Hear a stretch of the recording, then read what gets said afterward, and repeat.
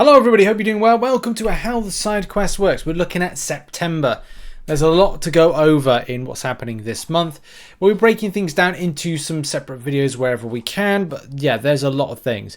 From first of all, when it comes to say the little kind of like Gladiator based gauntlet that is there. Obviously got the Paragon Gauntlet to go over at some point whenever I kind of get through that, because you know you've got to do Thronebreaker first, 100% it. You've got to earn crests, and of course we'll look at things from the gifting event that's part of this event, also the different types of tiers and how that really works. There's a lot to go over. Let's get into it. So first of all, this particular month has an emphasis of alliance-based participation. It's not the sole thing you've got to do, but it is an important thing. Enlistment solo event is going to take you over 35 days by doing things like alliance war fighting, alliance quest fighting, battlegrounds or incursions. You're earning points. Points mean prizes. Points mean things like your tokens. Gifting tokens, so to speak. These particular gifting tokens do help out to kind of further your process in points. Like, for example, you get 100 points a time by sending one of your alliance mates an enlistment crystal. These particular enlistment crystals can give you a whole bunch of very helpful things, and of course it's going to be down to you whether or not you're going to have any interest in them to use. An example of one of these particular crystals can be found on screen right now as my alliance mate Grace opens up one of those crystals, which well, 9 of them actually, to be frank. Someone's very nice to send into them, and especially because they get incursion artifacts, you get gold, you get boosts, you get a lot of nice things, especially some battlegrounds related kind of helpful stuff as well. These are actually quite nice additions, but obviously getting them means that you have to send and receive at the same time. For me, I'm not really bothered by receiving them. A lot of stuff I still can get. The incursion artifacts I am very interested in because you get yourself a unique crystal, unique 7-star crystal, which is very important, especially for a lot of players as well. So look out for that.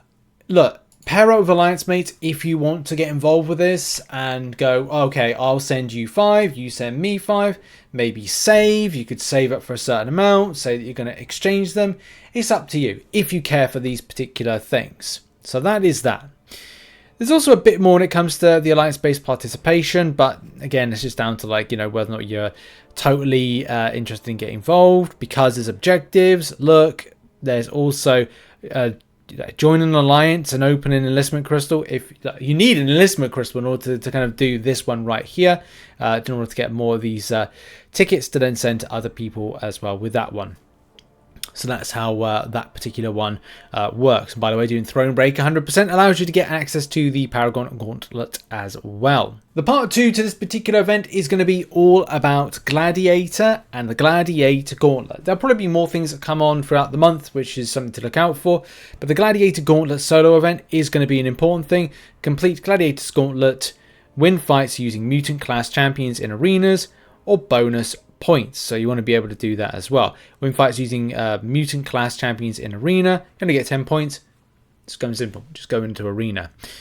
But also do bear in mind you can only access these particular, or maybe you can actually access you could go in arena actually and just do it and just get some of these and then come back later on and then just go into the side quest. We're going to do that. We're going to end the video by going into that, but that's your options. Either you get 100 points from doing a Gladiator Gauntlet, getting you more access to the side quest and going in by that means.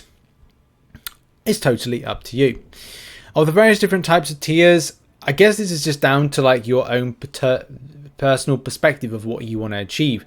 From what I gather, the more tiers that you go down, the further you can get, going up and culminating with that rarest of gauntlets. Kabam say tiers 1 to 4 will be available on release for all summoners. Those who want to progress as quickly as possible will want to start a tier 4 right away. So that's kind of like just a no-brainer there.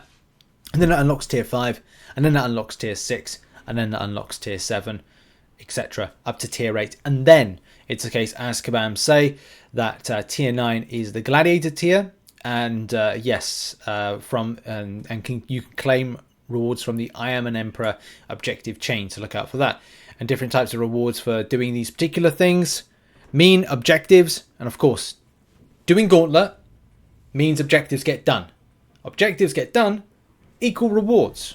that is a no-brainer. You'll get 34 keys in total to utilize throughout the month, and as we said, the Gladiator's Gauntlet solo event is going to be part of that. Yes, you do get some extra kind of capes and crystal shards, which you can see on screen, but also when it comes to these access crests, these Strontonian crests, they are your keys, they're your access. And this is the thing, isn't it? The more of the event you do, more the tiers you do, the more of these crests you'll be able to unlock. But do bear in mind, there will be a stumbling block where you're like, I need to get more and I'm finding it difficult to access them. So it's like, right, well, this will get you some part of the way, but you need to get more to allow to unlock more keys. So do more grind to get more keys. And a lot of this will be about, as it says here, win fights using mutant class champions in arena. Yes, you can do the complete Gladiator's Gauntlet, any difficulty, and that does help. But you got to play into the event, sadly. And even though Kabam do say here that there's going to be unlock dates for these particular keys, it's not really kind of seen in game. Now, it may be a case as soon as you've reached it that you can't claim it. So that just kind of like might explain it. Normally to the right hand side right here of these particular items, like they did in previous months, there's something that pops up. But maybe it's a case as soon as you fill the bar, it's going to say, can't claim right now, have to claim later on. Maybe. We'll have to see. We're going to go through and grind a little bit of tier 4 in a moment and see what the crack is with that one, because it'll be the first time playing it. Have to see what it's all about and how good it is. I think this month is going to be a very straightforward based quest and based event. There's going to be also a dropping in of an incursions, but at the moment it's not there. I think it's going to be it's going to be some other date when we get the new incursions drop in, which is exciting. Looking forward to that and seeing what the crack is with it, because it's going to be part and parcel of getting some of the solo event and objectives done at the same time. It gets points by doing that. And also I want to see like how have Kabam improved it. Does it feel better? We'll have to kind of like see how these things kind of flow.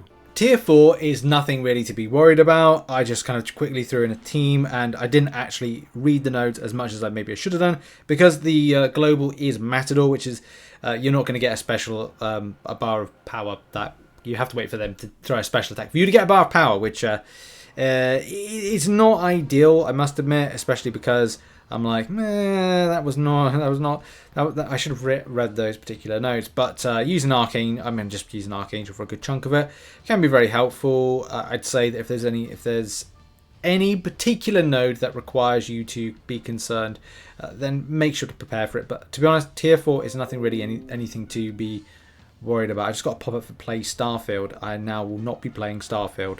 How dare you interrupt the video? So if you had a bling noise, that's me being told to play Starfield by Microsoft and Xbox. So no, I'm not. How dare you? That's weird. I press for a heavy attack and nothing happened. That is classic MCOC in a nutshell. But the point to get to with this is like, this is very, straightforward. Regardless of anything, it's very straightforward. Now, everyone say goodbye to Nick Fury. 4, 3, 2, 1, bye. There we go. He just went. Just right out the door there. Now, I'm sure when it gets to further tiers, it's just going to be a bit more, well, higher health pools and higher attack pools, I want to say. That's how these things work, I assume. But yeah, like, if you've got a good champion that just blitzes through a lot of these, then that's great.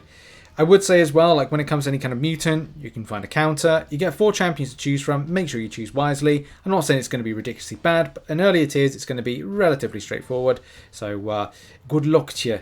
Good luck to you in the grind. So it is. As we're just going to dispatch with this friendly neighborhood Storm. Bye, Storm. Bye. And oh yeah, that's right. Always read the nodes. The champion had to have a load of debuffs on her in order to have damage put through. Remember that.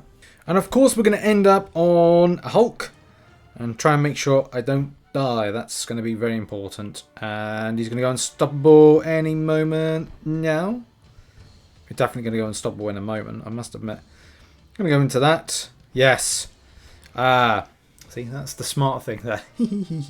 Playing my striker at the exactly right point that when he went unstoppable, I could be aggressive. Don't normally advise that as a play, but sometimes that striker do be helping you out in the most, unusual situations. And there we go. That's the tier 4 bashed out as we then go on to the next one. And we've Yeah. And there we go. That's threat level 5 being unlocked. To be honest, I think one of the lower threats has gone. It is what it is. But look, that's how you do it. That's how you take on this particular side quest for this month. I hope you enjoyed the video. Lots of content to come on the side quest. Look out for some, fun things. I'll see you in the next video. And a spreadsheet is on the way. I'm not sure when it's going to be done because it requires building and I haven't had time to build it just yet. So look out for that and I'll see you in the next one. Cheers. Bye-bye.